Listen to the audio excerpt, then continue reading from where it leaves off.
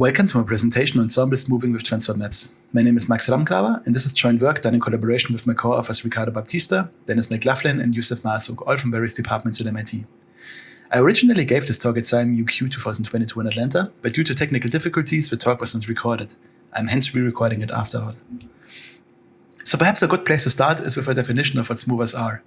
If you're unfamiliar with the method, smoothers are basically specialized Bayesian inference algorithms, which seek to estimate the posterior of a sequence of states given a sequence of observations. And this objective, to estimate the posterior of all states, conditioned on all data, is what separates them from their more well-known cousins, filters, which only concern themselves with the last marginal of this posterior at reduced computational demand. And this makes filters really useful in systems in which we only care about this last state, for example, real-time control or real-time forecasting, whereas smoothers occupy a niche in systems in which we also care about hindsight, for example, tomographic imaging, the reconstruction of past climate events, and so on. Now, since the main thing we are after is a smoother, a naive way to obtain it would just be to form one large joint distribution of the states at all times and the observation predictions at all times, and then condition everything at once on all the data available. In practice, of course, that's not a very smart way to go about things because the resulting distribution would be extremely high dimensional. Say, even if you operate in a relatively benign system with perhaps only 3 states, if we have 1,000 time steps, we would require 3 times 1,000 dimensions for the states alone.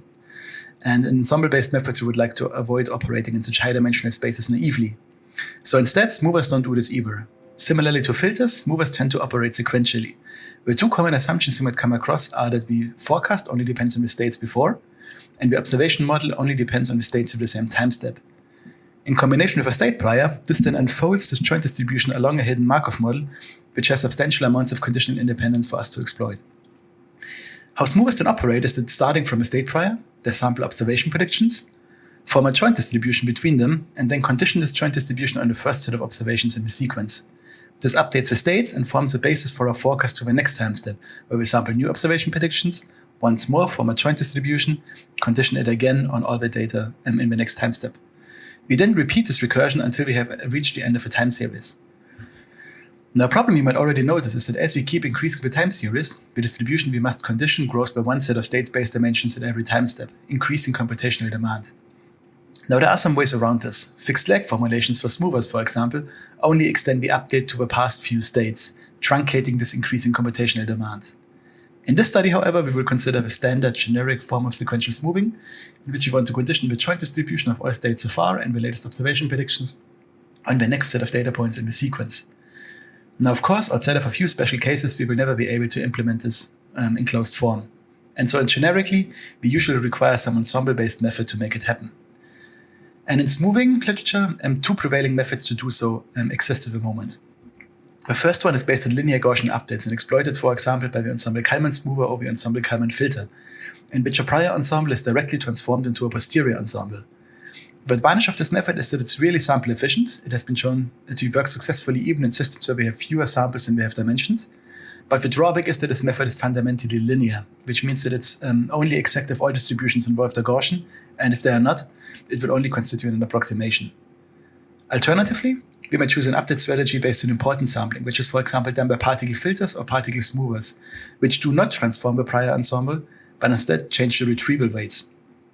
This is the advantage that it can implement arbitrarily nonlinear complex updates, but the drawback is that this method is really sample inefficient, requiring vast ensemble sizes to avoid the ensemble collapse which sets in after a few of these updates. So these 2 methods basically occupy diametrically opposed ends on a line of computational efficiency versus complexity of the update, and this leaves us in a bit of a lurch in systems which are at once nonlinear and computationally expensive. Where nonlinearity often leads to non-Gaussianity, for which these methods are ill-suited, and the fact that they are computationally expensive means that we cannot afford the ensemble sizes required by importance sampling methods. So ideally we would like, if not a free lunch, then perhaps at least a compromise solution, which falls somewhere on the line between those 2 methods, to allow us to deal with nonlinear and expensive models. And in this talk, I want to advocate for the use of transfer methods towards this end. So let's put all this moving stuff aside for a moment and let's briefly talk about transfer methods. If you're unfamiliar with a method, transfer methods seek a monotone function, which takes us from some complicated target distribution pi, which we might only know through samples, to a much simpler user-specified reference distribution eta, in our case a standard Gaussian. In practice, this looks a little bit like this, where we have samples from a complex target, and we want to find a function which transforms these samples into samples from a standard Gaussian. And because a map is monotone, we can also invert it and apply it backwards. Now, fundamentally, transfer methods are based on the change of variables formula, which allows us to relate a random variable x associated with a target to a random variable c associated with a reference through this transfer map. And we find a specific transfer map which implements this transformation by minimizing the Kullback-Leibler divergence between the target distribution, from which we have samples, and the pullback of a reference, which is the approximation to a target we get by applying the inverse map to a reference distribution. Now, in practice also, our maps will have a specific form, namely they will be triangular, which means that the maps look something like this, where the full map comprises of a number of map components, where the first map component only depends on the first entry of a target vector, the second map component depends only on the first two entries of a target vector, and so on, until the last entry depends on all entries of a target vector. This structure has a number of really interesting properties. First off, the resulting map, also known as a Knote-Rosenblatt rearrangement, is unique. Second, it allows us to evaluate the determinant of a map's Jacobian very efficiently as the product of its diagonal entries, which is good for optimization. Third, it makes it relatively easy to ensure monotonicity by forcing all of these map components to be monotone in their last argument. And again, monotonicity is a prerequisite of a change of variables formula and something we require to ensure that our map is invertible. And fourth, and perhaps most importantly, transfer maps actually decompose the target distribution pi if they are triangular. And as it turns out, this is the property which makes transfer methods really useful for Bayesian inference. And to understand why is something I dedicate the next few slides to. So let's consider a forward application of a map. After optimization, we want to go from a target to a reference. Then we can do so by basically just evaluating all of these map components independently, even in parallel, and then assembling the reference vector from the outputs of those map components. That's easy. Things do, however, get a bit more interesting if we take a look at the inverse map, which takes us back to the target. In this case, the map components can no longer be evaluated independently, but they must be evaluated in sequence, where we start by inverting the first map component, which is a one-dimensional root finding problem, giving us x1, and this x1 then serves as input for the second map component's inversion, turning it again into a one-dimensional root finding problem, giving us x2, and then those two outputs serve as inputs for the next inversion, and so on. And as it turns out, this dependence of each map component's inversion on the outputs of previous blocks effectively decomposes the target distribution into a product of marginal conditionals, where each of those terms down here corresponds to one of the map components up here. So why is this useful for Bayesian inference? Well, as it turns out, we can exploit this factorization in order to sample conditionals of a target distribution. And we do so by manipulating the inversion. So if we take a look at our inverse map, instead of just evaluating it from top to bottom, we would in practice skip the first two inversions and replace the corresponding outputs with values of our own choosing, say x1 star and x2 star. Then resume the inversion process from the first map component we haven't replaced. As it turns out, this of course no longer samples from the target, but instead a conditional of a target, conditioned on those values we have provided. And I should go without saying that this kind of observation or operation is really useful in Bayesian inference, because at the end of the day, all that Bayes' theorem does is building joint distributions and then conditioning them. And if we can realize this operation with transfer methods, we are a large step closer to implementing a generic ensemble-based way to realize these kind of operations. Because this might be a little bit abstract in this form, let's take a look at a visual example. Say we want to map back from a reference distribution, a standard Gaussian, to the target distribution. This means we have to apply the inverse map. And as we mentioned before, we start by inverting the first map component, transforming the first marginal here on the horizontal axis. It's a relatively straightforward application of just one-dimensional root finding. And after this is done, we have obtained samples from some intermediate distribution, which has some marginals from the target and some marginals from the reference. This then serves as input for the next map component's inversion, transforming the second marginal on the vertical axis, which ultimately yields samples from the target distribution. Now, if we want to sample a conditional of this target distribution instead, we basically hijack this process, replacing this intermediate distribution with one where we've manipulated the x1 marginal. In this case, I've collapsed all the x1 samples onto a single numeric value on which I want to condition, here x1 star. And if we then apply the second inversion step, as if nothing were out of order, we end up sampling a conditional of a target distribution.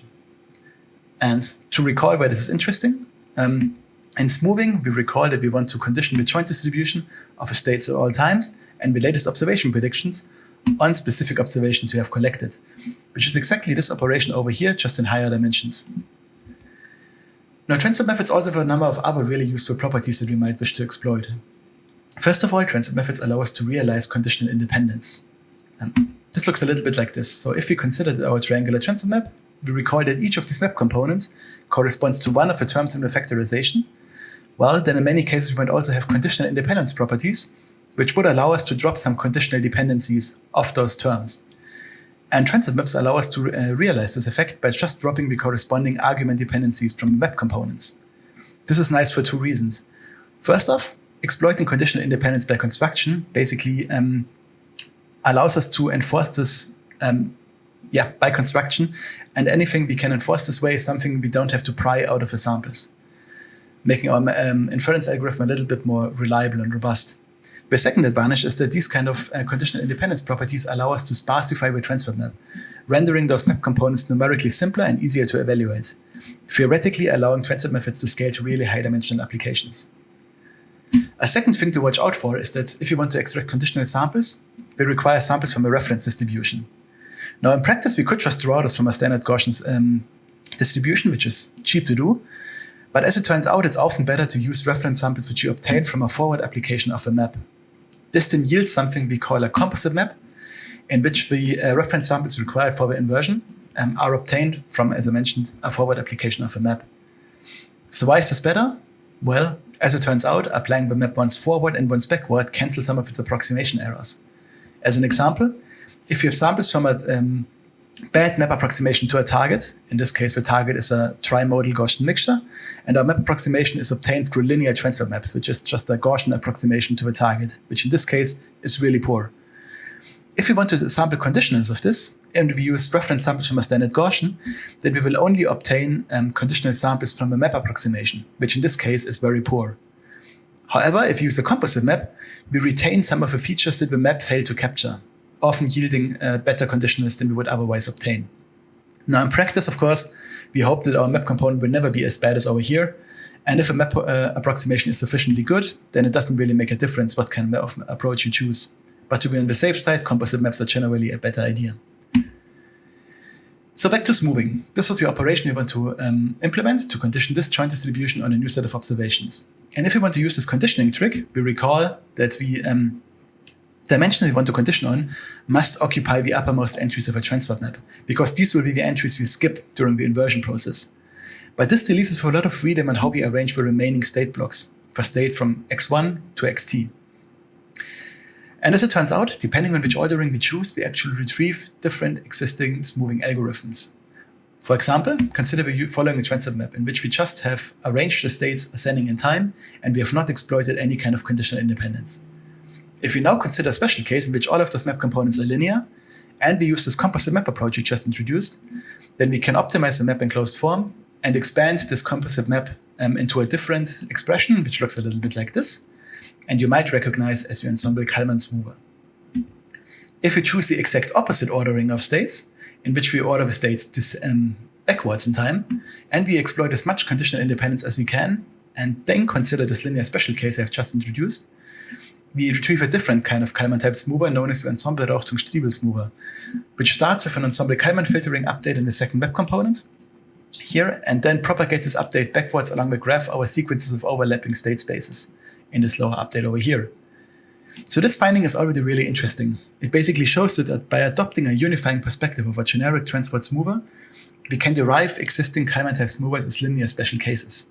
But the truly interesting thing about this, of course, is that we are not limited to looking at the special case. And in fact, we can make our map components as nonlinear as we want, and thus derive nonlinear generalizations to these algorithms, which, we might recall, was one of the large limitations of these Kalman-type methods, their limitation to linear updates. And if we can overcome this limitation with transit methods, we might yield a new class of more powerful smoothing algorithms. But before we go happily generalizing these smoothers, it actually turns out that not all Kalman-type smoothers generalize equally well. In practice, it turns out that backward smoothers are better suited for generalization. The reasons for this are a few. First and foremost, backward smoothers are more structurally robust to small ensemble sizes. The same thing also applies actually in the linear case, but it's much more important for nonlinear transfer methods, because a greater propensity to fit real structure also means a greater ability to fit noise. So we'd like to avoid this. A second advantage is that backward smoothers don't actually have to initiate the smoothing update at every time step. In fact, they can do so at irregular intervals, or in the most extreme case, even just once at the very end of a data assimilation period. In fact, the classic formulation of the Ensemble-Adaptungsstrebes-mover just filters until the end of a time series and then implements a single backward sweep once at the end, transforming all filtering marginals into posterior marginals. And in fact, this is the formulation we will consider in the following. A third advantage is less a property of backwards movers, but more one of joint analysis movers like the Ensemble-Kalmans mover. The Ensemble-Kalmans mover has a really interesting property, and then its update is decomposable, which allows us to apply it in any order we want, independently, even in parallel or selectively. But as it turns out, this property is a special case of a linear Gaussian situation. And if you want to generalize this to nonlinear settings, this property is lost, which is one more incentive lost of a joint analysis mover pushing our bias in favor of backwards movers. Now let's take a look at some numerical experiments. The first experiment we considered is a very simple one-dimensional system in which we assume that the true state follows a sine curve, and to make things more interesting, we assume that we only observe the absolute value of a true state, which means that the system looks a little bit like this, with time on the x-axis and the state on the y-axis. The true state meanders along a sine curve, and because we only observe the absolute value, all observations are mirrored into the positive half plane. But of course, there are corresponding positions on the negative half plane, which the system cannot distinguish. We assume that our model remains completely ignorant to the dynamics, just consisting of identity plus noise, and our observation model likewise only observes the absolute value of the state. We simulate this with an ensemble size of 1000, which is a large ensemble size for a one-dimensional test case, but in this example, we only care about the structural differences of linear smoothers versus nonlinear smoothers. Now, if we want to use nonlinear transit methods, we must define what our map components look like. And we might recall from earlier that the map components must be monotone in their last argument, here x2. So for this example, we use transfer map components which are based on combinations of radial basis functions, where we place these radial basis functions at the empirical quantiles of a training ensemble. This is really useful for multimodal distributions because it makes the maps expressive where the samples are. Now, of course, combinations of radial basis functions are monotone, so we have to monotonize them with this expression over here. We basically start by taking the exponent of all radial basis functions, including which depend on x2, which turns them into something that is strictly positive. And if we then integrate something which is strictly positive, we obtain something which is strictly monotonously increasing in the last dimension. So before I start the animation of the results, let's briefly discuss some expectations we have to understand the video. So first off, on the upper subplot, you will see a linear transport filter from left to right, followed by a linear backwards mover from right to left. This corresponds to the Ensemble-Kalman filter, followed by an Ensemble-Adaptungsstrebes mover. On the bottom, you will see the nonlinear generalization to this algorithm. We can also expect that the posterior should rightly be bimodal. As soon as the true state deviates from zero, the system cannot distinguish whether it's on the upper or lower branch. So the probability density function should split and merge again when just causes zero, only to split immediately afterwards. We can also expect that the linear filters and linear smoothers should have a tough time recovering the structure because we start from a Gaussian prior. And if you only apply linear transformations to a Gaussian, you will only ever get back different Gaussian distributions, which of course cannot really capture bimodal structures. Let's start the animation. So as expected, the linear transport filter has a poor time tracking these bimodals. It inflates and then snaps to one of the branches, and the backwards mover only really flattens out the distributions without recovering the structure either. Whereas the nonlinear transport filter captures this bimodal structure very well, and its backwards mover flattens out the distribution while retaining the structure. So as expected, linear smoothers don't do very well. Nonlinear smoothers do a much better job. Now, of course, this example case is a bit contrived. We will usually struggle to find a distribution this non-Gaussian, so we also took a look at a more conventional data assimilation test bed known as Lorentz 63.